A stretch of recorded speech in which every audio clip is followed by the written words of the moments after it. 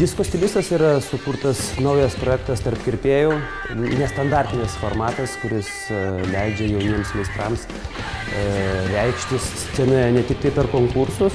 Kirpėjų pasaulyje tai yra vienas iš naujausių projektų ir sunkiai jį dar galima vertinti, jis yra geras ar blogas, bet tačiau jis yra pavykęs ir žmonėms labai patinka. Kiek mes turime patirties, tai iš tikrųjų labai visi patenkinti, įdomiai žiūrisi, nes tai yra šiek tiek kitaip negu kirpėjiškas konkursas, šiek tiek ir kitaip negu klientas sėdintis pas meistrą.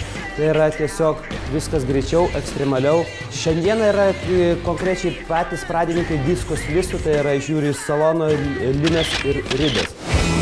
Mes ateinam!